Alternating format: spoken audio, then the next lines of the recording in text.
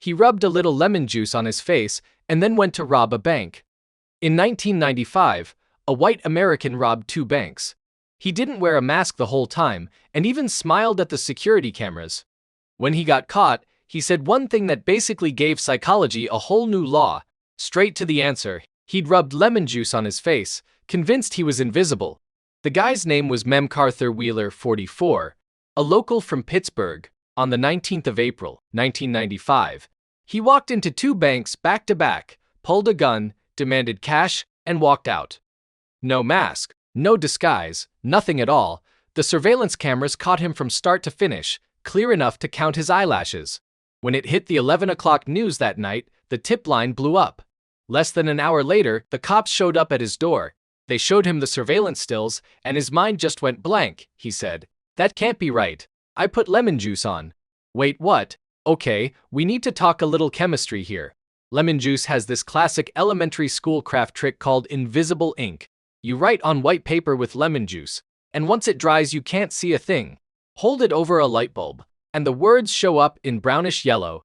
The principle isn't some mystery. The citric acid and organic compounds in lemon juice break down and brown when heated, turning darker than the paper. So the writing shows up. The key thing is, it can only make writing on paper invisible. It can't make a human face invisible, something even billionaires with an elementary school art degree could see through at a glance. Wheeler just couldn't wrap his head around it. His chain of reasoning went like this: lemon juice makes writing invisible, so if I put it on my face, the cameras can't catch me. What is even crazier is, he actually ran an experiment. He slathered a layer of lemon juice all over his face and took a Polaroid of himself. The photo came out, and sure enough, his face wasn't in it. So right then and there he confirmed it, tech verified, good to go. As for whether that Polaroid was out of focus or the film was defective, nobody can say to this day. He also mentioned one detail: the lemon juice ran into his eyes and stung so bad he could barely keep them open. That is basically giving yourself a debuff while thinking you just activated stealth mode. At this point you might be asking, isn't this just some dumb viral story? It is really more than just a story. In 1996, Cornell psychologist David Dunning stumbled across this case in a yearbook.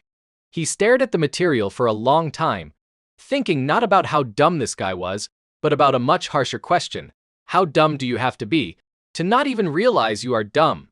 He teamed up with his grad student Justin Kruger and ran a whole series of experiments. Logic, grammar, sense of humor.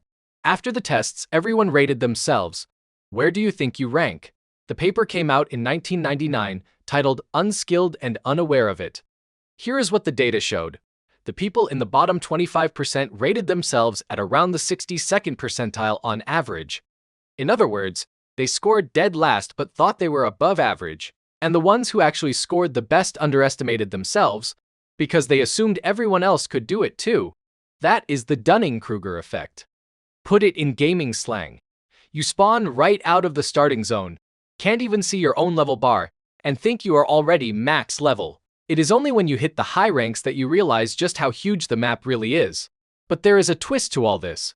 In recent years, a bunch of statisticians have come forward saying that the classic dunning-Kruger graph can be reproduced with the exact same shape using purely random data.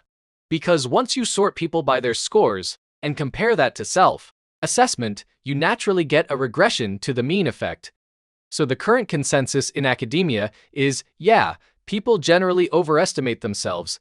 That part is real, but how strong? The worse you are, the more confident you are actually is. That is still up for debate. By the way, here is a practical way to tell. To judge whether someone actually knows their stuff, don't listen to how confident they sound. Listen to whether they can accurately say what they don't know. People who truly know their stuff have crystal clear boundaries. The telltale sign of someone with half-baked knowledge is they can't articulate where their expertise ends, because they simply cannot see that line at all. Back to Wheeler. He got sentenced, and from then on he took up permanent residence in psychology textbooks, becoming that old acquaintance every college student in the world gets reacquainted with once a year. In a sense, he really is one of the most famous bank robbers on the planet. Except he wanted to become invisible and ended up as a textbook illustration. So next time you are in a meeting And Sumo slaps his chest saying, "I've got this." Lean in close and take a whiff. See if his face smells like lemon. Drop a comment and tell us that most confident guy at your company, what kind of juice is he wearing?